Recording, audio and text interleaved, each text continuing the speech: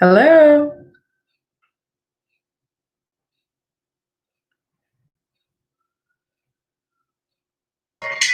There we go. Yes. Hey, Lane. Hey, Lane. Hey! How you doing? Good to see you. I got a little bit of background noise. Okay. I get a few people to log on.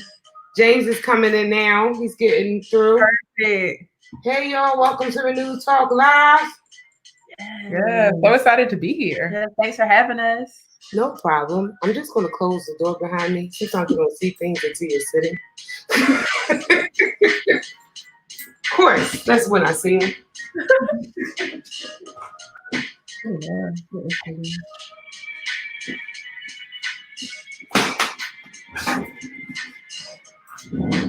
Hey, Faith. Okay, now I see. So this is my first time using StreamYard. Yes. And StreamYard is a third-party company. For anybody who's listening, StreamYard is a third-party company. Shout out to my friend Will and Bro Talk Live. Hey, Sean. Welcome. Hey, Welcome. StreamYard is it's a third-party company that you can use to go live through other platforms. So I know a lot of people, this is what we do now with all these different lives. This is the best way. Cool. Yeah. So I'm gonna give James a few more minutes because I literally was just talking to him. I just knew it. Hey, Tamika. I just knew if you're logging on Facebook and you want to see what's going on, the full effect of a New Talk Live, follow us to YouTube. I'm gonna put the link right here. Follow us. Go on right on to YouTube if you happen to hop on and you're like, what is she doing? I can't see everybody. It's because we're on YouTube. And yeah, follow us there. So now I was just talking with him because I wanted to make sure that we could get through and get connected. But StreamYard is what I'm using now. I used to use Google Plus. So anybody who's been listening and actually follows Renew Talk, I used to use Google Plus, and they took away Google Plus. And I used to use Google Plus with Google Hangouts, and it would connect you straight to YouTube, and they took it away. Yeah. Well, this seems good so far. It does. This is cool. Yeah. So I'm glad that this is working out so far. And we're gonna hop in a few minutes. Hey, Miss Joan. Hey, Michael. Hey, Sean. Hey, Faith. Come on in. Yeah. I don't wait too long because I don't want to tarry long for everybody. That's a terror. But Cherelle Kamil, before we get started, just how was your day been? How's everything been going? It's been a good day. Yeah. It's been a good day. Like, had to be out and about for a second, which was kind of a lot. Seeing people, in their masks and stuff. But other than that, it was productive. Yeah, it was good. Yeah. How about you? Good. I've been here. I've been here all day. I didn't go anywhere today. But I was supposed to actually be a part of somebody else's live earlier today. And they were having trouble because Facebook now doesn't really give you the option to share it sometimes. Sometimes it does, sometimes it doesn't. That's why everybody's using Instagram. And so I was telling him about Zoom, but he hadn't used it. And so I was just like, I don't know what to do. So then I texted him StreamYard, but by the time I texted him StreamYard, it was really too late to be very honest. And so it's just learning what works best for whatever you do.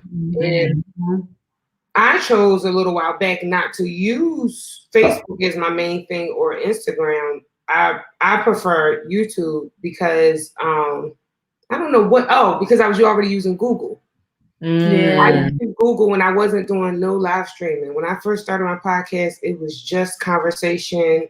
I would record it and send it to SoundCloud. That was it. I could look a raggedy mess. Fast, so you gotta kind of get cute when it's on the video. You do. Kind of spruce yourself up a little bit. Right. But I used to look crazy and I was content in my looking crazy. That's right. In the comfort of your home. Except for the people I would do the interview with. And usually I looked like okay. But now it's more like, okay, let's look like we are prepared. So I'm gonna welcome now my co-host for this evening. I call him James. His nickname is Judah. Yes, hello. Hey. You hear me? Yes, I can hear you. Let me just make sure I share the link for everybody to get on for Renew Talk on YouTube, and then we're going to just move forward with that. So I'm going to share it with everybody. And can you all see each other and hear each other well? Yeah, Yeah. perfect. That's all I need to know.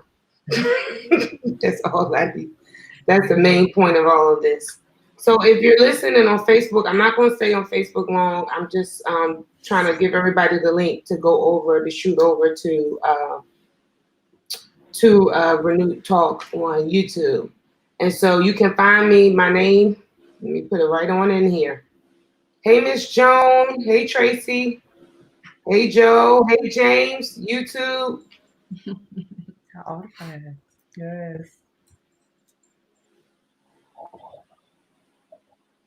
You can go straight to YouTube and just type in Renewed Talk. Give me one moment. That's not what I meant to do. Sorry, y'all on YouTube.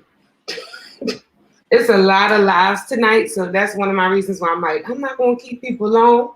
The conversation gets good by all means. Yes. I love a good combo. If the conversation is great, by all means, I'm not going to stop anybody. Here we go. I'm not. So I think the internet is probably, I'm pulling on so many things. I have my phone here, one computer here, one computer there. Just up in the morning. Right. One for the Father, the Son, and the Holy Ghost. Holy Ghost. Are y'all in your office right No, we're at home. Yeah, we're at now? home. Okay. I just wanted to ask. I'm just asking. Once again, anybody who's live on Facebook and they want to see the full conversation, I just dropped the link in on Facebook. So it's just me by myself on Facebook. But if you go to YouTube, you will see the conversation. Some people have dropped in. Hi, Aaron. Hey. I knew Bethel was supporting tonight. Let me tell you one thing. DC is in the house. So if you're watching on live on Facebook and you have the time to chime in and to listen to the New Talk tonight, just click the link and it'll take you straight on. Hey, Ian. We'll take you straight on to, hey, Gary. It'll take you straight on to YouTube. I know I do this a lot because I don't go live a lot. So I've never done this before. And it'll take you straight to YouTube and you'll see the conversation with James Rogers and Miss Cherelle and Miss Kamil. Mm-hmm. And we're going to get started. So I want to go ahead and I want to do my lead in. And the first thing I also always make sure is done is that I record every episode because it is a podcast first. Mm-hmm. So welcome everyone to Renew Talk. It's Elaine Janelle on the mic, and I'm glad that everybody could join us. One thing I want to tell you is that this place is a podcast literally about everything. Nothing is off of the charts. We talk about everything. James, who is also on the screen as Judah, has been here before. Judah has been here before. Yes. And if you're interested in seeing the conversation he was a part of before, check out SoundCloud. It's Renew Talk Elaine Janelle. That is literally the name, Renew Talk Elaine Janelle. Check it out on SoundCloud. I believe we had a conversation and going back to talking about, what did we talk about that night? We talked about a lot of things. I'm trying to think of the exact topic because I think I did a guy's version and a young lady's version. And Denise, who's actually watching on YouTube, her daughter was a part of the one I did, the ladies version. You have to scroll on YouTube, on SoundCloud or YouTube. It's on YouTube as well to find it. And actually on YouTube, James, your episode was one of the most watched episodes on YouTube so far. Yeah. Wow. Yeah. Okay. I feel special. So we got a little bit of traction. Yeah. We got a little bit of traction. But it's been a while. It's been a year since I've sat and done this. And the last episode I done was with my cousin, also known as Slim. And so we're back better than ever. And on this episode, I have Miss Cherelle and Kamil. And I have my co-host tonight is Mr. James Judah Rogers. All right. So as we're going to dive right on in, our topic tonight is community, making a connection. So we're going to start right off with, I want to ask Cherelle and Kamil just to share what they do, who they are, where they're from. You don't have to give us too much about DMVPAL because we're going to be talking a lot about that tonight, but just a little bit more about where you came from and how you landed in this DMV area. Okay, sure. You want to go? Okay. So I'm from New Jersey, and I went to, I actually grew up in PAL. So my dad is a retired police officer, and so I was in PAL from like the age of 7 until, we say once a PAL kid, always a PAL kid. So, Okay. So I went to a school in North Carolina at ECU. That's where I met Kamil. Okay, cool. Here, so we've known each other forever, literally forever. And then I came to DC after ECU. I came here for grad school. I went to GW for forensic psychology, and I've been here. Well, I went to LA for a little bit, and then I came back. So I've been here for a while. Okay. How many years total, Cherelle? Ooh, oh my gosh, 2012 minus a year and a half. Okay. So Okay. yeah. A little minute. So I'm Kamil. I'm from North Carolina, hence the accent. And it's funny because I've been here for 8 years, and I always think that my accent is gone. And then people are like, "Where are you from? Are you from here or there?" And I'm like, "Dang, like I thought I was getting away with it, but clearly I'm not." I went to East Carolina too. Came here in 2012 to go to grad school. I went to Trinity. I thought I was just kind of gonna like be in DC for a second, and like clearly I've made a home of it. I've here ever since. I love DC. I got into the nonprofit scene. I really wanted to be like a journalist and all this stuff. And clearly God just took me on a whole different route. So here I am all these years later. Cool. That's good. My co-host James, please tell the people where you're from. And also you can mention your brand, but like I said, we're going to dive into this tonight. All right. I am Judah Rogers from Philadelphia, Pennsylvania, born and raised. And I am also the CEO of Judah Empowerment Incorporated. And I was also once a part of PAL back in the day when I was I love that. Yes. So I guess we'll get further into that later on. But I, went to school for human services, graduated, trade school, I should say, for human services, graduated. And from there, I started my own nonprofit organization in music and performing arts. Yes. Yeah. So this is good. This is good. I can, Cherelle and Kamil, because this is like decision day for a lot of youth. I've been seeing it all on my timeline. Shout out to my niece, Kayla. There's so many, shout out to Kayla. There's so many people making choices and decisions. Can you tell me what exact school you went to? Because I don't know the acronyms. Yes, ECU, East Carolina University in Greenville, North Carolina, home of the Pirates. Yeah. Okay. It's East. Yes. So thank you though for joining us, and also thank you for sharing, where you're from and the connection that you've made. So before I give it myself and Judah will be sharing a lot of the conversation as far as questions. So before I pass it on to him to ask you some questions about DMV, Paul, I just want to ask, like, you said that you met in college. What ended up being the connection of you both landing in the DMV? Like, the fact that you met in North Carolina, but y'all didn't stay in North Carolina. So, and I know you said you went to grad school, Cherelle. So this is like, what brought it all together that you ended up landing here? Because everybody doesn't know, but I know that you live in DC. So, so I really wasn't so sure what I was going to do after school. And so I had been looking at master's programs, and I applied to one, and that was GW. And I got in, and I was like, I've always loved DC. I have family from Bowie, so I used to visit a lot, like growing up. And it was when I really got to see Black people doing big things and having the nice houses and the nice cars and just the beautiful families and all of that. Because where I'm from is a predominantly white area, and so that was something that I loved about the DC area. So once I got in, I was like, well, I'm coming to DC, and so really, I love it enough to go to LA and come back. So yeah, I mean, to go to LA and come back. I only know one. I have one friend that lives in LA. She's been a part of Renew Talk as well. And she went to school here and went back to LA. She's originally from. So yeah, you must love DC to go LA and come back.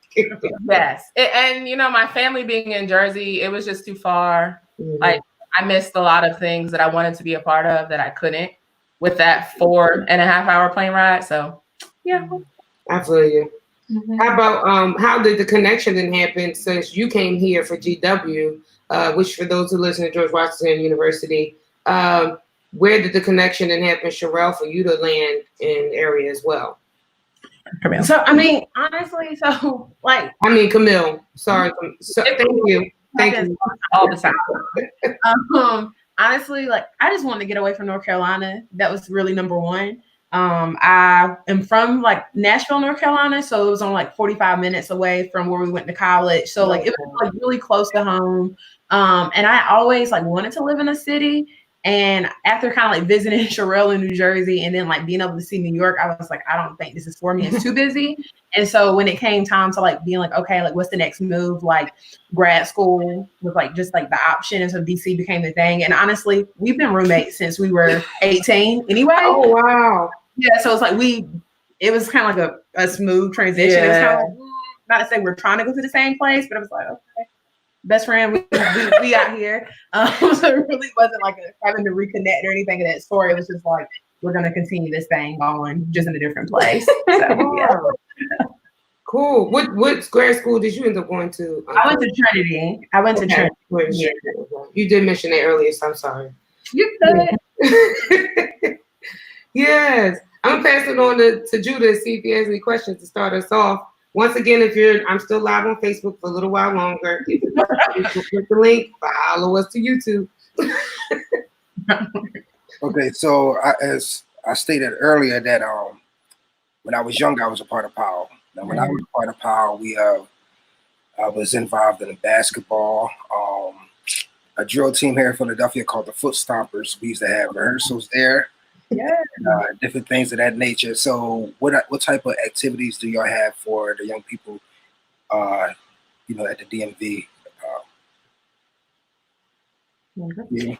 Yes, that's a good question. So a lot of people, because PAL is police athletically, and sometimes they use like activities interchangeably, but like a lot of people, they know it as a sports program. I really didn't play many sports like that.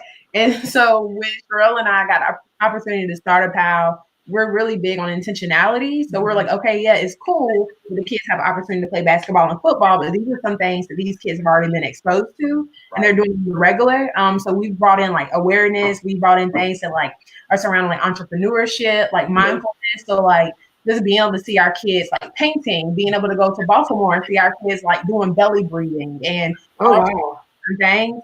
So it's everything like I said, academics, really being able to expose them to just different places. So that means if you're like, you know what, I really have an interest in, making beats. We were able to get hooked up to visit the living classrooms in Southwest where our kids are learning how to make beats. And like, it's dope because that's something that kids think about often, or just being able to see different things. So we offer a variety. We're really big on if our kids have expressed an interest in it, we're like, let's find someone who can do it, who can explain them. So everything just about. Wow. Yeah, that's more than what we had access to.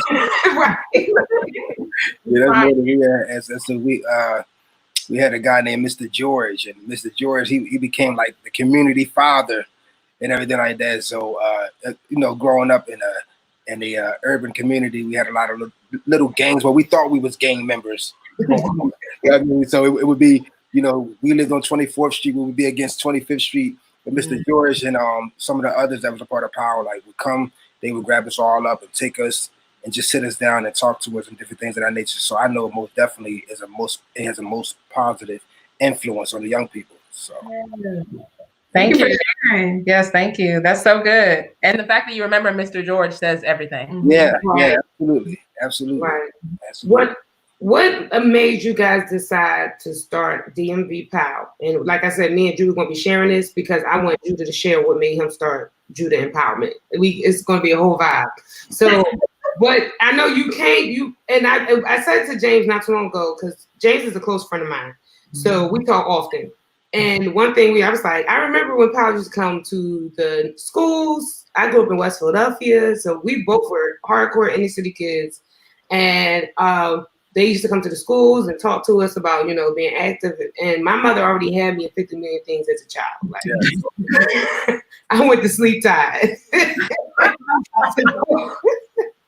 So I don't even think I had the time to be active in PALs, but as I will mention for those who will listen to the podcast, I was involved in Girl Scouts and all these other things that were very communal centered. So what made you guys decide to kind of recenter yourselves on or going to community? I mean, you said you got a master's in forensic, like how did that? So I've always wanted to help people from like as long as I can remember. My parents would be like, what do you want to do when you get older? I'd be like, I just want to help people. And they're like, okay, well, you need to be a little bit more specific. Like, break it down for us. So I went to school for psychology. Forensic psychology, just it sounded dope. I was like, I can learn about criminal minds and how they profile people. Yeah. And, I can fix the criminal justice system, which, I can't. But yeah, it kind of happened naturally, I guess, because Kamil and I started doing youth empowerment workshops, if you will, for PAL. And so National PAL would have different opportunities or conferences and things like that. And they'd be like, hey, we need somebody to make up a presentation about this. And we're like, okay, we have something for you. Like, let's go and do it. So we started doing that. And that was just like, she was still working her old job. I was still working my old job. And so that's what we were doing on the side, really for fun, I guess. And so, as I mentioned, my dad runs a PAL in New Jersey. He's also, or he was on the, he is on the board. Yeah, he's still on the board of National PAL. And so I started talking to him about just some of the things that we had seen in the city and how they could really use a PAL. And like me and Kamil had all these conversations. So we started sharing with him and he was like, he's a big thinker. So if you mention something, he's going to be like, he goes all the way. You brought that up? Like, let's go ahead and do that. So he was like, hey, yeah, so there's this opportunity. Like, we just got to write these grants and like see what happens. And so we wrote the grants. And next thing you know, our goal was 1 PAL in DC. And after we had kind of started the paperwork and all that stuff, the governor of Maryland reached out and he said that he wanted to see PALs in a few different locations in the state and wanted us to be in charge of them. So we went from 1 to, I want to say like 8 in our first year.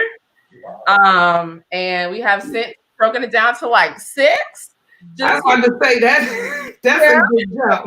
It's definitely a lot. That's a big jump. Absolutely. But it's funny because it's something that we always talk about. We're like, we asked God for this one thing. And he was like, I'm going to bless you with this, and this. And there's so many times when we're like, we're not equipped to do this. Like, we don't know what we're doing. We're really trying to figure this out as we go. And it's like, God just keeps allowing us to meet people and for different opportunities to happen. So yeah, it just happened. It clicked. Wow. That's amazing. I just want 1 PAL. Facebook, anybody just want 1 connection. But that's crazy how that one thing can transcend and grow. And James, share and I know I asked you to be my co-host, but I'm gonna ask you to do some explaining as well. I know difference, guys. Don't they be like, that's not what they're supposed to do. But do share the purpose of Judah Empowerment and like what made you decide to form this community effort. Okay, so can I answer backwards?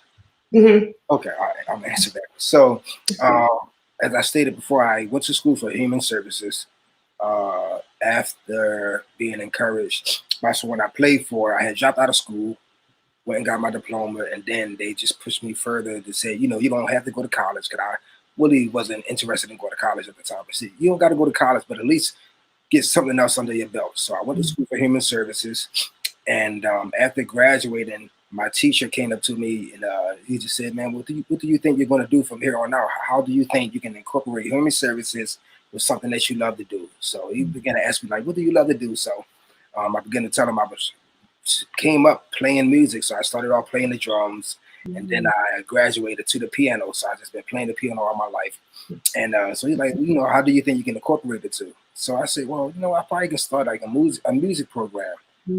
just to create a safe haven for the young people in the neighborhood.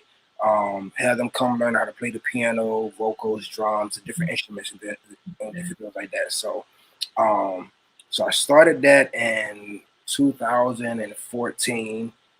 Elaine helped me out a lot. She helped me out a lot with my PowerPoint presentations. I think when she helped me with that, I told her I want a shelter. I want everything. I was telling her I had a whole portfolio of everything, but I ended up getting a mentor, which is very important. I got a mentor, and he told me, he said, "Man, listen, start with what you love. If you love music, start with music." So I started a music program, and I started talking to college kids that was going to school for music, and I would have them to come and work with the kids in the neighborhood. Right. And, so I started that, and so from there we end up getting a phone call to bring it to New York and working with to work with their foster children out there in New York. And so we took the program out there, and we started the program. We started working with all the kids. Beautiful. I mean, awesome, phenomenal. And then along with that, we partnership with Berklee College of Music, and they sent their students to come and work with our kids. And so then they asked us to start another program, a mentorship program for young men and young women. So we also started that. So it's an awesome experience. And what made me want to do it is because it's the way my grandmother raised me. She kept me out of the streets, or kept me out of harm's way, because she always kept me involved in some type of activity. If I wasn't at the PAL, she kept me involved in some gymnastics activity, had me boxing, and had me getting music lessons. So I said, if here in Philadelphia, they have taken away a lot of activities here within in the community. So a lot of our kids, the only thing they have to do is go to the park and play basketball. They don't have no tutoring, no mentors. So I want to give that back to my community, because that's what was given to me by my grandmother. So that's so good. You did it big with the Berklee College of Music. Come on. Yes. So I want to ask I want to kind of dive into when you said you asked for 1 PAL and then it transitioned to 8 PALs. What was that transition like? So my biggest thing is, and this is my thing for social media world, for those who listen to Hey Y'all on Facebook, join us. If you want to see the full conversation, come on over to YouTube. The link is in the chat. You just scroll up and you can hit the link. One of the biggest things I noticed is that people don't talk about the process. Right. They post the process when it's done. You get a good looking, made up Facebook, great, Instagram ready picture. The real process, they don't post that, and they don't wait. They wait until the kid come through it. And I think what is good for you to share, really, especially from going from 1 to 8 in that short period of time, is how that transition happened and how did you deal with the change of just seeing one part of your vision.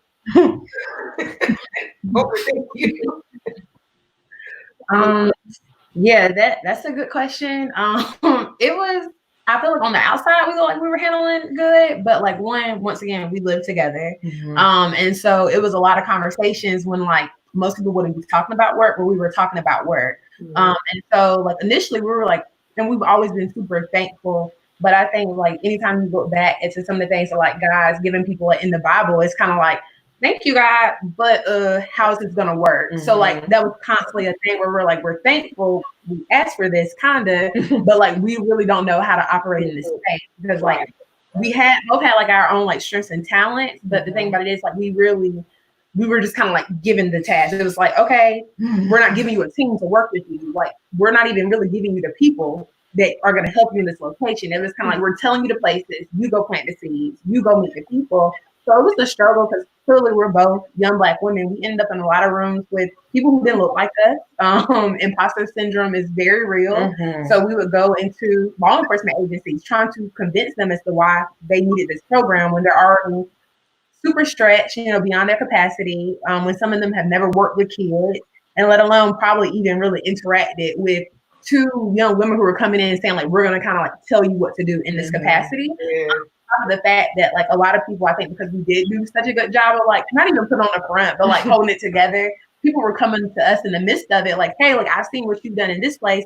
Come do it over here. So we were constantly getting emails like, hey, will you come to our city? Will you come to our place? Will you help us with this? And we're like, we don't know. And so the process was definitely interesting. And I think it took a lot of us having to just reflect and like a lot of, it's been some tears. It's been some very frustrating nights, but having to remember like, okay, if God's called us to this, like we're going to be okay. And like really trying to realize like, this isn't of our own doing. So I think because like both of us, we have really high standards for ourselves. And sometimes we've had to be like, okay, like we want to help people. We want to do a lot of things, but it's okay to know we can't help everybody. Yeah. And to like ask for help, but also too having to be very transparent at times and let people know like, not necessarily that we're struggling, but like we need more help. We have a team that works with us now, thankfully, but we're still small. So like honestly having to tell people like, listen, when you're emailing somebody on the info account, it's probably me or Cherelle. When you were, like luckily we have a social media team and stuff now, but like back in the day, it was like we were doing everything from like writing grants to like ordering the snacks to planning everything. And that's real. That's very real. It's been a struggle, but it's worth it though. Yeah. Yeah. How did you make the connection? So I've been on your website quite a few times, even before we planned this. And I was like, how do they make the connection? Like, Cherelle, is that your brother that works with you guys? Yes. Yes. We're twins. We look alike, right? So that the network of connections, and then I'm gonna pass it back on to James because that's something I know that Youth Empowerment is doing as well. The network of connections. So I went on to Youth Empowerment, New York employees. I was like, okay, who are these? Like, how did you make that connection? Did you actually hire people, or did you first ask for interns? I know people who want to have an effect on the community. Like, where do you start in this process? That's a good question. So, like Kamil said, a lot of the stuff that we do is the two of us. Aside from my brother, we actually had somebody else that was in his position first, but they were not able to handle the job. And he was a professional soccer player, and his team got dismantled and all this stuff. And he was like, hey, I don't really have nothing to do. And I was like, well, if you can do this, this, and this, I'm treating you like a real employee. You ain't getting no handouts, da, da, da, da. I still tell him, don't think I won't fire you. So yeah. So yeah, he kind of just picked up the slack, and it's funny because we call him our like executive program assistant, but he has started his own PAL in New Jersey. So wow. Yeah. So right now he is really just not just, but running our social media, because he also has a social media business with his best friend that he also just started. So he's super busy. And we will be transitioning him out of his position once this is all over, I guess. So if anyone needs a job and does good work, we're hiring. But the other young ladies that we had are actually people that we found on Indeed. We just posted an Indeed ad and was like, hey, this is the job position. This is kind of what we were trying to do. And we went through lots and lots of interviews to get our team. And it was not easy, but our team they're super solid and they're wonderful. One of the young ladies, actually, her brother, we worked because he's no longer in charge of the division, but we worked with her brother. He's a sergeant at the Salisbury Police Department. And so we had been telling him forever, like, hey, we need somebody to be able to help you with this because your job is not this paperwork. I get it. You don't understand this. It's fine. And so we went through all these interviews and we kept telling him, we're like, we're missing something. Like, there's just nobody who fits the mold. And then we ended up meeting his sister and we were like, so you've been sitting on this gem. Like, for real? Like, really? And so she started working for us and she's awesome. So. Right. Wow. Wow. Yeah, I'm gonna pass it on to James. Okay, so y'all work with young people like from what ages, round about? So PAL is from 5 through 18, but it depends on the location. So we are kind of, I guess, the people we call ourselves the head change makers, but we're the people who unfortunately have to sit in the office and do the paperwork and the not so fun stuff. Right. And so we actually have the direct affiliation with National PAL. And then we work directly with the law enforcement officers or agencies as well as schools in order for them to get the curriculum to administer and work with the kids. Okay. So depending upon the school, like here in DC, we're at the C school, and they are 8th, 9th, and 10th graders. They're all young men of color from DC. In Baltimore, we have some younger kids. They were like young, like babies, like six. Wow. We're also at the C school in Maryland, so they're middle and high school, 6th and 9th graders. We are in an elementary and a middle school in Cambridge, as well as 2 middle schools in Salisbury. Okay. And County. I'm sorry, it was not everybody. I hate when I miss them. In Cecil County, we are at an elementary school as well. Okay. What area is Cecil County? Sorry. Basically near Delaware, honestly. It's like literally we can go to Cecil County and eat in Delaware. So it's far up Maryland. Okay. Okay. And so how did you, like, what made you, I know, so y'all PAL, right? So as long as PAL been in existence, what made you want to, because you guys partnership with PAL and create other branches, right? Say it one more time. You guys partnership with PAL and created other branches, or? So essentially, we are DMVPAL, and we have an affiliation with National PAL. But there are PALs across the country that are, or they're a PAL name, but they're not affiliated with National PAL, so they don't have that same access to resources and things like in the National PAL bucket. Okay. So what made you guys want to like work with PAL to establish it, and not, because I know a lot of people, we have our own visions, and then we want to establish, do our own establishments, and create our own facilities and different things like that. So what made you guys want to link with PAL and say, we want to continue this in our district or whatever?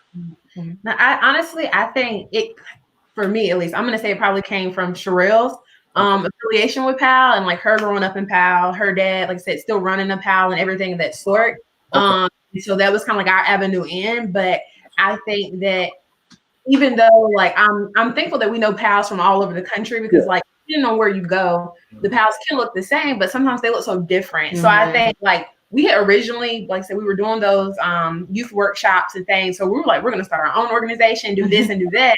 And we realized we're like, we could do PAL and still put our own unique flair on it. It doesn't have to be this cookie cutter thing. Like we can go in and do every step of the way. We've been like, this is how we want our logo to look. This is how we want our messaging to look. This is how we want our programs to look. And like, we've been very adamant on making sure people know, like, this is a program for the kids who are in the program. We're not trying to offer up anything that they've done in another place just because it worked over there, because it might not work where we are. It's just easier for us to kind of transition in and then be like, let's put our little flair on it and make it cute. Right. Awesome. Yeah, that's like what happened with me. I thought that youth empowerment was going to stay in Philadelphia because it was where it was birthed out. It was birthed in Philadelphia, and I thought, wow, this is it. I'm not going nowhere else. And then boom, I get a message from Facebook. We want you to bring it to New York. We like what you're doing. Bring it to New York.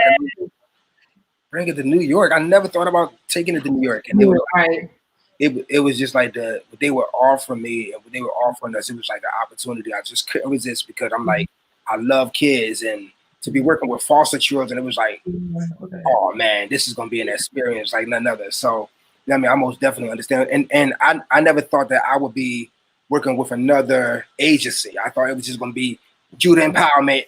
Y'all bring your kids to youth empowerment. You know what I mean? So to link up with another organization, it was like, wow, it made it more easier for us. I mean, I didn't have to worry about going from house to house. Bring your kids. It was like, no, we're sending our kids. We got kids to send you. Don't even worry about it. Yes. So yeah, I most definitely understand.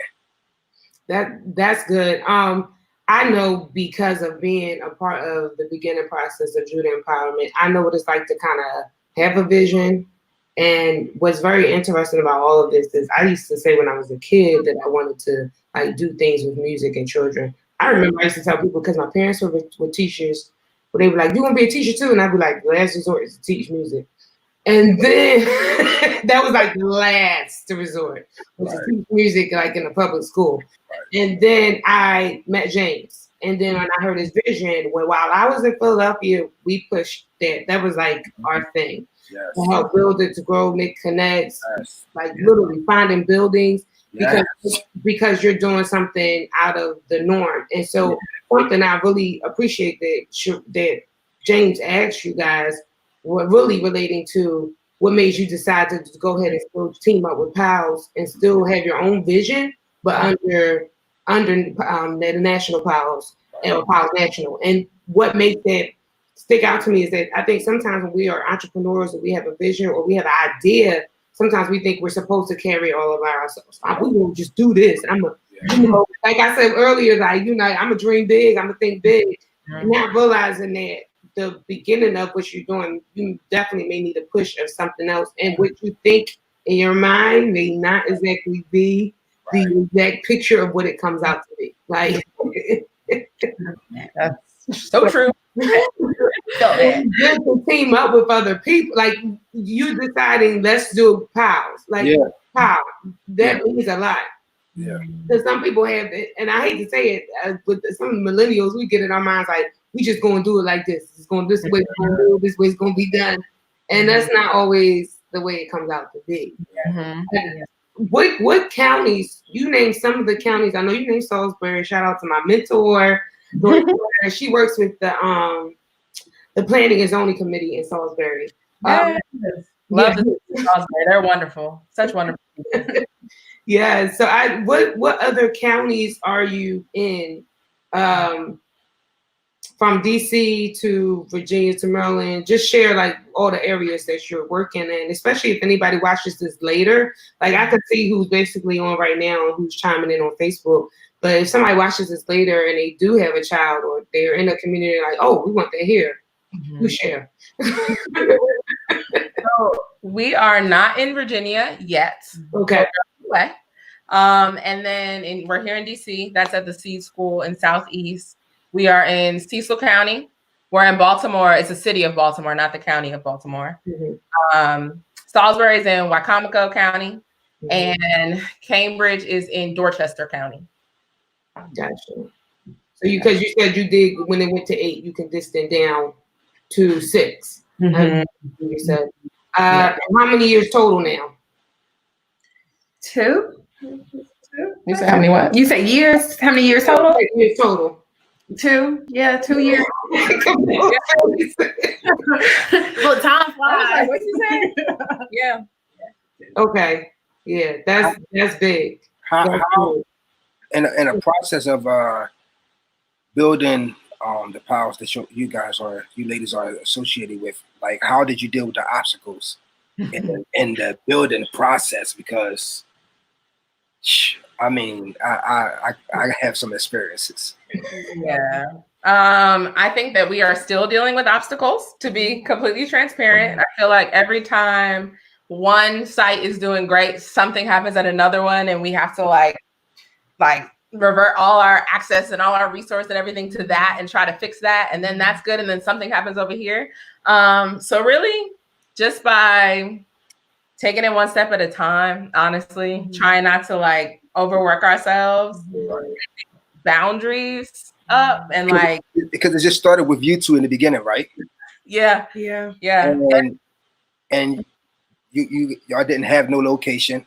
Mm-hmm. So you had to find a location and had to go through all of that, through that whole process. Oh yeah. That process was interesting because some of the locations that we went to, the police department was already kind of in, and some of the places were not. It was kind of like we had to reach out to people, make phone calls, send emails, and then we show up like, hi, we're here to talk to you about PAL and why you should join and why you should be a part of it. And we always say that we're the kind of people that like a phone call is one thing, but like we need to get in front of a person. Yeah. You can see that, you can talk to us, and you can just feel a vibe, and like for us to feel a vibe from them, that's super important. And so we would just go in there and be really honest and authentic, and like this is us, and this is what we want to do, and like we're not trying to be a cookie cutter PAL and say like, look at cops and kids doing great things. We want to talk about the fact that there's a reason that kids and cops need to learn each other, so that kids aren't afraid of cops, so that cops aren't afraid of kids, and so that we can change a future generation and the experiences that they have.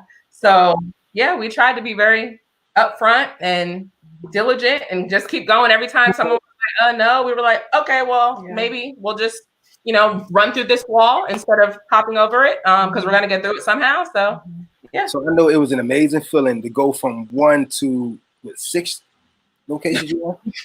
Like It, in 2 years. That's a word. It was a lot. It was one time we literally looked at each other and was like, are they for real? Like, we do that a lot. I think like so much of this work is like really like learning how to pivot from stuff, because like Cherelle said constantly, it's always something, and like it's so easy to feel like you don't have what you need to be like even now going through what we're going through with the health crisis. We're having a really hard time getting in contact with our kids. Like even our partners are having a hard time. So like Cherelle and I are just up like, how do we do this? How do we do that? And it's like I said, realizing we can't do it all, but like, how do we use what we have to like make it happen? And so like, it's a lot of like, we're having to bounce back quick because we realize like we can't be down, but so long, because like if we're down, like our kids aren't getting the resources, and we're really big on being like, our kids need this. It's not just like something we do just to be like, oh, we do this. It's like we do it because we care. So a lot of it's been like, okay, what's our driving motivator? Right. Is it outweigh these challenges that we're facing? Usually it always outweighs the challenges. So that's a good thing. And I'm gonna turn it back over to Lane. No, you're fine. No, so let me tell you something. Before James goes on, something that made me start Renew Talk is also 2 things. I was big on having great conversation, and people would come to me and have these awesome, interesting questions and conversations. But then what I realized is that they're not having these conversations with other people. So literally to this day, I started Renew Talk in 2015 to now. The purpose is to create an awesome conversation of growth. And I mean, streaming live and all that stuff was not a big thing when I first started. It was more about just a podcast. You would see some things on like YouTube, but that was pre-recorded. Everything was pre-recorded. So my other big thing is networking. I really want people to learn from each other and not be fearful of each other. This intimidation or what can I learn? Yeah. Yes, I have a few more questions, but I'm gonna let James keep going, and I'm gonna come back at the end with my few questions when we start wrapping it up. Yeah. So I know one of the things I had to deal with, and it was hard in the beginning, was everyone that I went to concerning Judah Empowerment had their hand out. So it was like kind of hard, because I'm like, well, I haven't really produced anything yet financially to be able to be able to give you anything. So, like, did you have to ever deal with those type of things? You would think that, hey, why don't you just come and help us because it's kids? Because, that's what I was thinking. I'm like, yo, man, come on, these are our kids. And, you know what I mean? And I would feel like you want to like share some of your time with the kids or whatever like that, even if you're not getting anything. And a lot of times, like in the beginning, I was paying out of my pocket. So I was telling people to come in the beginning. So like, you know what I mean? Did you have to deal with that process as well? Yes. Like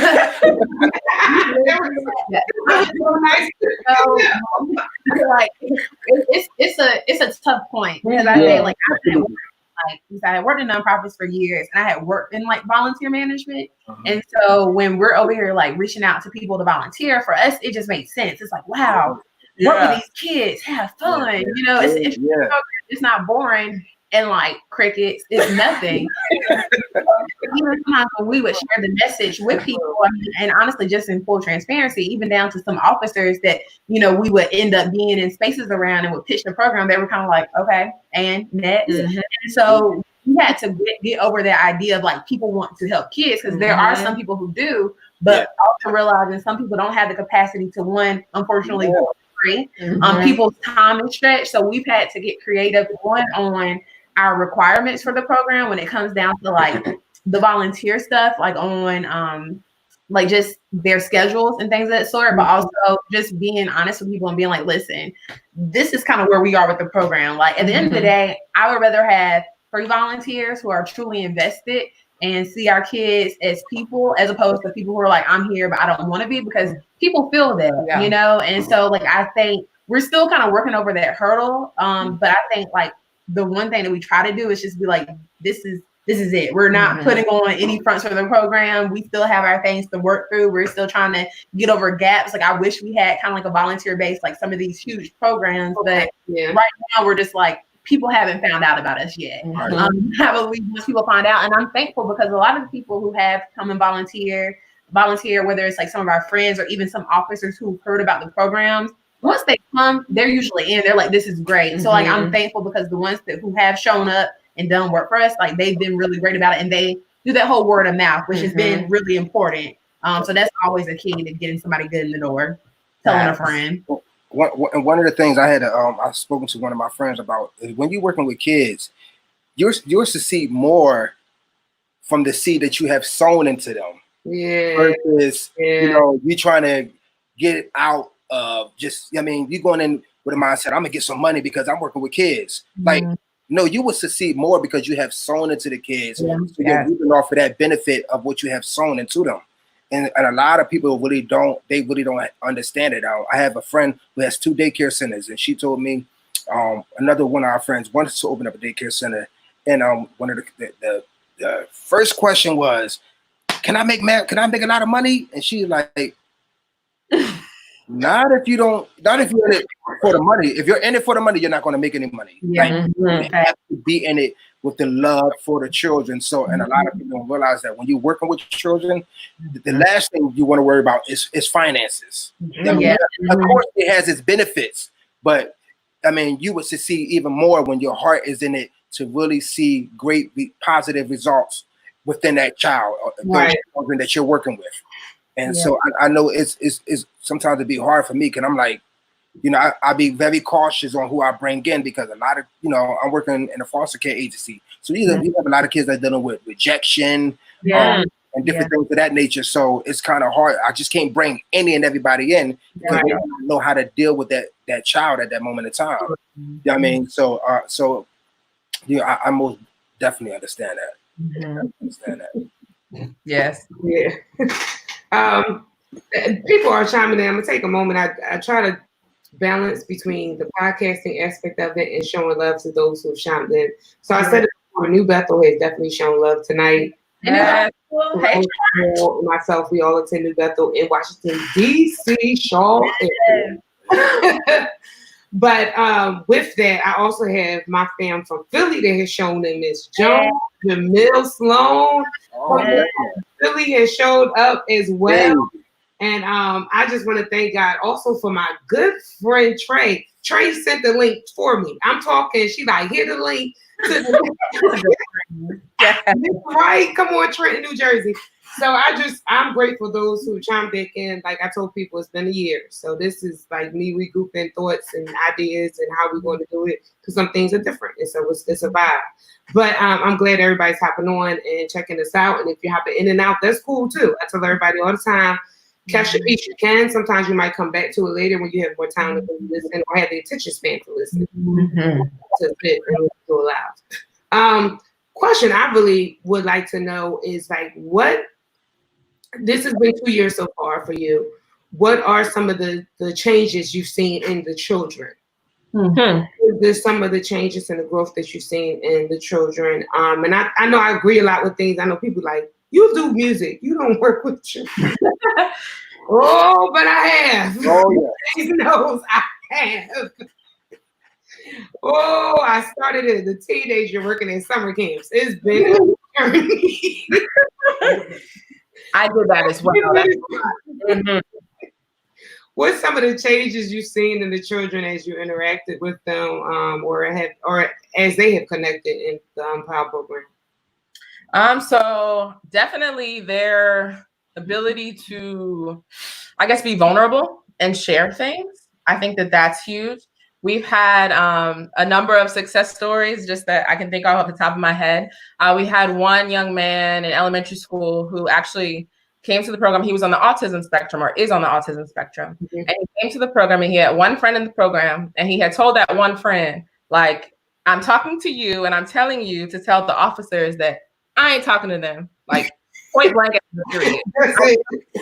I will not be speaking to them. Like, that's it. I'm not trying to make no other friends. Like, I'm good. Y'all leave me alone. Just let me be.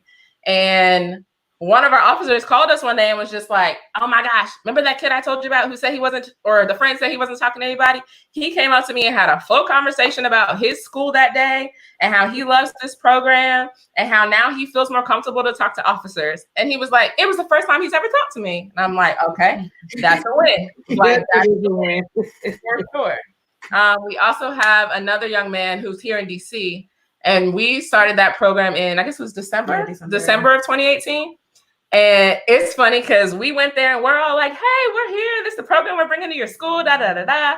And he was kind of like, okay, like, thanks. All right. Not really feeling this.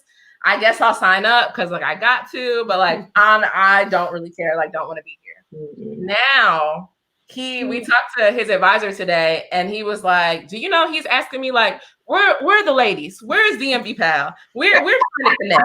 Like, tell them I got something to talk about. Every time I see him, he goes, hey, Miss Hill, let me talk to you right quick. He is a businessman, like for real. He always has ideas. He actually created their logo for them. Wow. Like, helps plan their program and their trips. He put on a basketball event for the entire school. And it's funny because we had talked about it. We're like driving up to the school and we're like, we really hope that people are here. Like, I hope that it's not just us in there. It was bumping. The whole school was there. Oh, wow. They showed up and showed out, and he put together this whole event. It just was wonderful. So I think just their ability to really share themselves and be comfortable with themselves and just kind of be and understand that, you know, they're people just like the rest of us. They just want to be happy and live and love and learn and all that stuff. Right. So, yeah. Good. That's good. I'm glad that the stories do help. I know, and I want to encourage anybody who's working with the community, anybody who's working with even just starting out a program or any type of entrepreneurship area, even a podcast, like whatever you're beginning, there are going to be obstacles, but I think seeing how it helps people, seeing how DMVPAL has helped these children and how they're changing them for the better, these are good things. And I know above all else that the connection with the police force is a necessary thing. Of course, we're not blind. Everybody on this chat right here is African American of some sort. You might hear some other things in us, but when we look, they see us. Black. So we know that the need it is for that connection. And so I was inspired ever since I met y'all. Like, ever since I met y'all, I was like, oh, that's banging. Thank you. Ever since I met, and because of working with James and working with other people who have the same type of vision, is really a sacrifice. Like, let me put that out there for anybody who's listening now or chimes back in later. Doing things like this is very much so a sacrifice because there may be times when you want to do other stuff with your money, and your money goes to what you're working towards. And it doesn't mean that you don't love what you do. It's just that day in that moment, you want your money to go somewhere else. Right. And so I watched James sacrifice. And so talking with you guys and you sharing your story and even sharing the pieces of it does help. Two more questions before we wrap up. One of my things is, I know this is not a conversation about grants, but what is your information just to connect people with if they need to get a grant or just the beginning of the process? And like I said, you may not have all the answers, but just a little help along the way. Sure. So we get one of our mentoring grants is from National PAL. And so you can go to the National PAL website to find out more information if you're interested in starting a PAL and want more information about their grants. But we also actually work with a consulting agency in Maryland. Okay. And so they kind of, they'll email us and be like, hey, we just saw this grant pop up. Do you think you can have something to us by like Monday? And today's Friday. And we're like, okay, sure. Like, we'll figure it out. So really they do a lot of the grant looking work or looking work for us just because there's not enough hours in the day for us to do the research of that piece. So that's really where a lot of that comes from. But I do know that you can go to, if you're in Maryland, it's the governor's office. We are the governor's office on crime control and prevention. That's who we work with just because of the officer and the kids connection. But they usually have things on their website. And something just to kind of go along with what Cherelle said, for anyone who's looking for grants, and especially if it's like specific to something, I would just literally Google the thing that you're thinking of with grants, because like, you know, states and things, they offer them, but like also like smaller organizations. So like I would just look it up and just literally start writing them. I think like, you know, you have people who are grant writers, but ultimately you just really need to know how to write and have like, and I mean like literally you just need to be able to put the letters up there and then adding your information. I know that sometimes, like, you know, if people are to like reject your grant or you don't get it, you can ask them for feedback ultimately. And, you know, you can say like, hey, like, what did I do wrong? And so like when it opens back up, you can do it again. So I think it's just kind of like a trial and error thing, because at the end of the day, it's free money. So a lot of people are competing for it. And some of them have, you know, really strict guidelines on it where people do this, they have to check this. But there are some where it's kind of like, that you're doing this great work, have it. So definitely out there for people to get. I would just Google and find something that works for you and just apply. That's good. That's good. Thank you for sharing. I just want to commend you too, because as Elaine stated, we worked together for a program once before, and we have seen. Yes, we did. We have seen the worst of both sides, the kids, and you know, so it's very, you know, commending to see you two really putting your hearts and all the energy you have to having a positive energy or role model on our kids and what have you like that. It's not. I know it's not easy. I know for a fact it's not easy. I mean, especially when you're dealing with kids from different backgrounds. It's a lot of work. So I most definitely commend you too. Thank you so much. Yes, right back at you. You're doing awesome. And music makes the world go round. It's so necessary. It's so healing. It's like therapy. So just amazing. Thank you. So before we chime out, my last question and what I'm asking you all to do, of course, just to give you a heads up so you can prepare your hearts and mind. James was on here before, so somebody always closes out my podcast in prayer. So Cherelle and Kamil, you can talk this out and you know figure that out. My girl is a prayer warrior extraordinaire. We've always been on before, so I'm going to ask one of you guys to figure it out. But before we go to prayer, I just want to ask that you share where people can find your program, where they can find DMVPAL, and then James, I'm gonna ask you to share where people can find you, the empowerment. And so I put the DMVPAL .org link in. I kept writing DMV.com, and I said, wait a minute, it's not working. So y'all saw me turning, I'm like, wait a minute, it's not the right website. Hold on. And then I was like, org. So do share, where people can learn more about your program. So we are at www.dmvpal.org. That's our website. We are also on Twitter, Facebook, and Instagram at DMVPAL. That's at DMVPAL. And you can email us. The email is on the website, but it's info@DMVPAL. And also, if anybody is watching and has children, we are launching a Life is Still Good challenge. So it's off of the Life is Good Future and Drake song. But basically, it's to highlight the fact that life is still good despite all this is going on. And it also talks about different life skills and things that kids will need to be successful. And so they get to, on Instagram and Facebook, we actually have the videos. They're little short clips. They talk about the different life skills and then also highlight a celebrity that the kids may know. And then we also have some Zoom videos that we recorded that are a little bit longer that dive deeper into the topic. But we have a challenge and you can win some pretty cool stuff. So there's things from books to like family fun packs. The grand prize winner wins like a pizza party for the family on us. So that's right. Have these been avenues or things that you've been doing since the COVID crisis started? So I intentionally didn't want to do an episode like about the COVID crisis. Like, come on, like we gotta start thinking that we have lives. Like I understand how heavy this is, but I was like, we're doing things, we're moving, we're shaking. So is that something you're doing in the midst of it to keep things going? Yes, it is. It's also something to kind of incentivize the kids as well, because we've heard from some of our partners that the kids have checked out of school in general. So since this is something that was after school, we're hoping that they'll remember that PAL is fun and they enjoy coming and they can get a little something if they participate. Yeah. So we've done that, as well as we have a really good friend who's a therapist in Baltimore, and we created a holistic wellness guide that just has different activities that can be done at home. It gets the whole family involved. There's things from like scavenger hunts to belly breathing to we're doing a backpack challenge and workouts, all that stuff. So that's on our website as well. It's free. It's free. Have at it. Now, before I go any further, because I'm trying to wrap up, but I got another. What is belly breathing?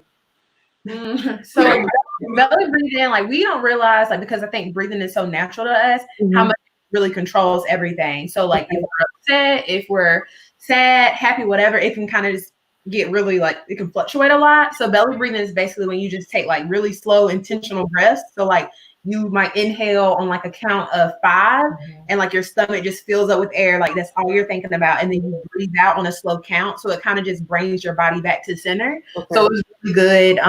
It's really good for anyone, but we used it for our kids. Basically a lot of our kids like in Baltimore, Cambridge, all over, and so we had like 9-year-olds and even some of our older kids like belly breathing. So if a kid just got frustrated because their friend just took their snack, it's like, let me belly breathe and bring myself down. I would really encourage anyone, like I said, we can send you the information to like honestly look up belly breathing. I do it all the time. Because it just balances you out. But like I said, it just helps to regulate your breathing. So free tip.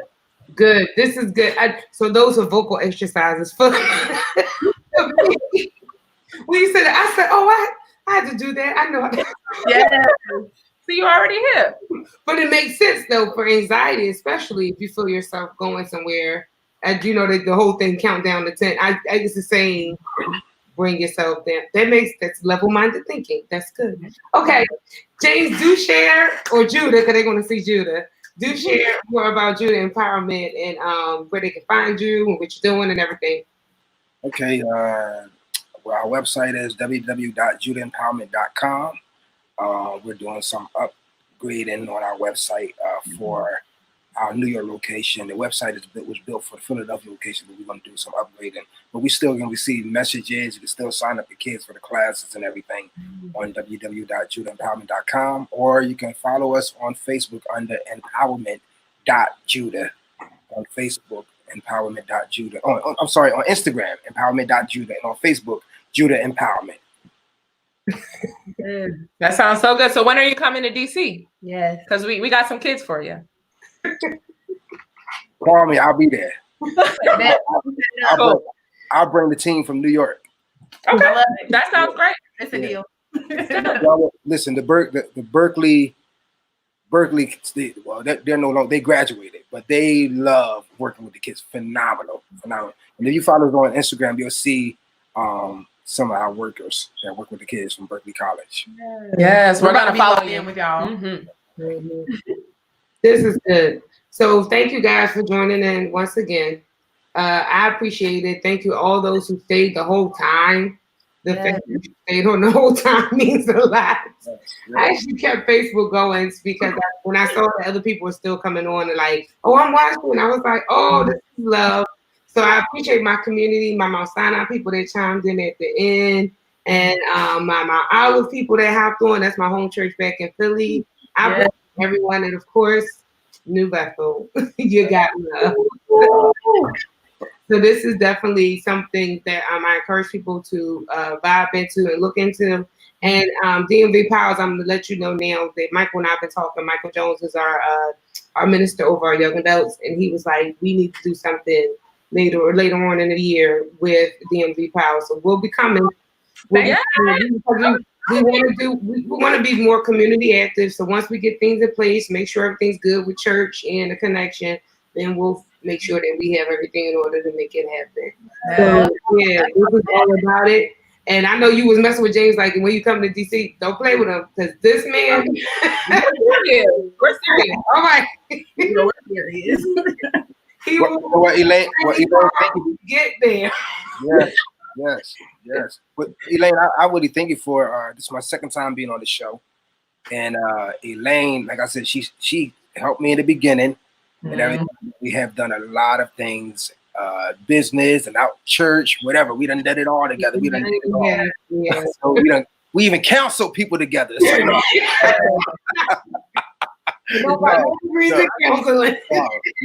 no. But to be able to see her venturing off doing her own podcast and business, and we'll be able to come together at some point in time with us, doing our own separate thing is always an honor just to be on this platform. So I thank you for the opportunity, and the opportunity just to be on this platform is most definitely an honor. Oh, no problem.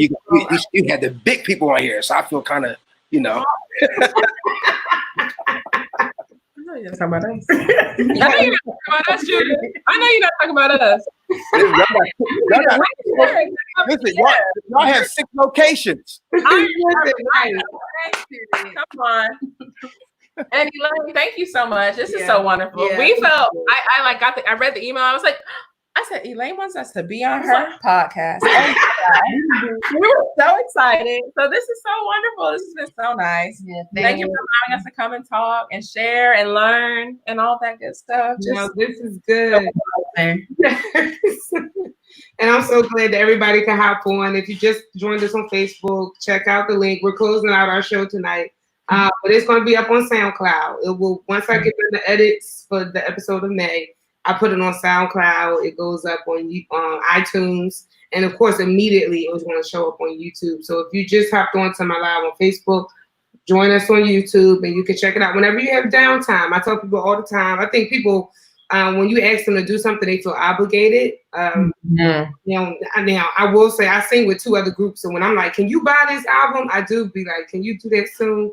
But can you go, can you go, go click this song soon? But when it comes to my podcast, I know what it takes to sit and listen. Mm-hmm. That's a process. Like you have to be in the mindset to care about the topic. Mm-hmm. And so if you hop on SoundCloud, on iTunes, or even YouTube to watch or to listen to any episodes, just pick episodes you like, something that interests you, and just take the time to listen to it. Shout out to everybody who chimed in tonight. And Cherelle and Kamil, have you decided who's going to pray? I think Cherelle decided it's going to be me. Just put you in. I'm telling her to say something before I say it. I'll allow her to speak. Go ahead. Come on, girl. So, basically, I'm gonna pray. She does really great prayers too. But I started a prayer group, probably like a month, or it was like right when all this kind of started popping off. So like I'm having to be disciplined, but it was basically because it's like so much going on in the world. Like I know it's just a lot of people struggling with how to deal with this, and I feel like my really just anchor has been just my faith during this time. And so I've been just sitting in verses and reflection, because I also I love to write, and so sitting in my own reflection, but also reflection questions for people, and prayers to go with it. So it's definitely been pushing me in my whole prayer life, because it's one of those things you wouldn't have caught me praying a year ago, probably out loud with people. So it's definitely been a big change. So that's why she's over here pray. She's great. She does such a wonderful job. James is all in this because we are prayer minded, and I know we're just going to prayer, but one thing I want to say is that so sidebar, Judah is known for church. He is known for shouting, the connections he makes with people in the church community, leaders in the church community. Especially, we come from a Pentecostal apostolic background, so that's what he's known for. But see, the catch-22 with James is after church is over, he is big on prayer. So what I'm gonna say it because I know he would never say it, but he will get up at 5 a.m. and do a 5 a.m. prayer. Yes. And he's big on making sure he's committed to God. And sometimes I think when we get involved in the church spectrum, it's all about, the look of me being interested. And it's it takes time, and it's also a real conviction that when we leave church, how do I keep this relationship up? It's so real. That's a very real conversation. And some people, I think some people have a whole idea of what it's supposed to look like. Is whatever God pulls in your heart to do is what you do. And so that's how I landed with a new talk, was with prayer, with time with God, and it's doing what is God calling you to do. And it made her look. So like, no, I did not start this show with prayer because I have a lot of people that listen. They don't believe in God. Yeah. Well, how does time you get to the end? And then I also play music that is just positive music, but I also play gospel music at the beginning of the show. So those who want to listen to like the full effect of the podcast, hop on iTunes, hop on SoundCloud, because you'll see how I bring it all together. Because those who don't believe, I don't want to shove Jesus down nobody's throat. Like the times like this, people say, "Oh, you know what? I might try this prayer thing." So that's my 2 cents about it. So I appreciate you, Camille, sharing your prayer group. Tell us a little bit about it, and then I know I can go on and on. So we'll wrap it up. It's just literally called like a Christ over coronavirus group. So like I literally at first I was like doing it like every day, like Monday through Friday, but I was kind of slacking and like so I still need to send mine for today. So then I was like, I'm gonna do it Monday, Wednesday, and Friday. So I just like posted it up. So it's like friends from Facebook, like family, people who like added, like a few other people. And really just a way, like I told Cherelle, I was like at first, because like I really feel like God was kind of like, okay, like you're doing this, maybe it'll help someone else. And so I had questions that ideally I was trying to get people to respond back to. No one was really responding like that. So I was kind of like, and like I had to check my ego because I'm like, okay, if he's telling you to do something, you can't get mad because no one's responding to it. Or you're not getting the attention that you want from it, because like that's not what it's supposed to be about. And so like I send it and I hope that it blesses people and they listen, whether it's later they do the questions and it makes them think, because it's things that kind of make me think. And just another thing, just like you're feeling like you're just surrounded by everything that's going on just with the coronavirus, or just even your own personal world, that if anything, it's 10 minutes to be like, okay, let me reflect on that. So yeah, just a little drop of Jesus, God. That's good. You can go ahead and pray us out, and I appreciate all 3 of you for just taking the time to sit and to talk and to share your struggles and your strengths. Thank you. Okay, perfect. God, I thank you. Thank you for this time for us to come together, Lord, to use our time intentionally on a Friday night, God, to share in community, God, to share in the fact that even though we all may be in our own separate places, that we are all still one, God, and able to use Elaine's platform, God, as a way for you to get your glory, God, as a way for people to talk about their struggles, as a way for people to talk about their success, Lord, but ultimately as a way for people to talk about what you've done through our lives, Lord. Thank you for giving us motivation, God, that for whoever may be listening to this, Lord, they feel encouraged, whether it's to start a business, whether it's to write a book, whether it's just to say something that's done in their heart, God. Allow them to push in closer to you, Lord, knowing that you're listening, God. Allow them to see you for who you are in this season, God. Allow them to know, Lord, that you are a way maker, God, that you are a light in the darkness, God, and you are whatever that we may need, God, when we're calling on you for guidance, when we're calling on you for help, God. Allow us to go to you, God, for comfort, knowing that you will show up to us, Lord, knowing that you will hear our prayers, God, even those prayers that we don't whisper, God, even those prayers that just sit in our heart, God. Allow us to know you. Allow us during this time to push in closer to who you are, knowing that you will not leave us nor forsake us, God, even though we may face struggling times, God, and just the reality of what's going on around us, God. Allow us to know who you are. Allow us to know your grace and your mercy, God, and allow us to press in closer, knowing that you will deliver us from whatever season we may find ourselves in, God. So as people go throughout their weekend, let them not forget you. Let them not forget what you put on their hearts. Let you not forget what you told them to do, Lord, during this time, that you told them to be obedient, that you told them to be disciplined, God. Allow them to just search their hearts and really quiet out the noise that pushes them from you. Quiet out the noise that just makes you feel distant, God. Allow them to just know you and spend time with you this weekend in a way that it's just beyond anything that they've imagined. And Lord, as I close this out, thank you for just being such a good Father. Thank you for sending us to the cross to die on our behalf, God, so that we would know you, God. And as I go throughout this weekend, and as I find rest, and as we find just a time to relax and let things go off of our shoulders, allow us to just still move and think with what it is that you're telling us to do. Yes, In Jesus' name we pray. Amen. Amen. Amen. Thank you, guys. Thank you. It was New Talk with Elaine Janelle. Thank you. I'm going to end the podcast right here. All right,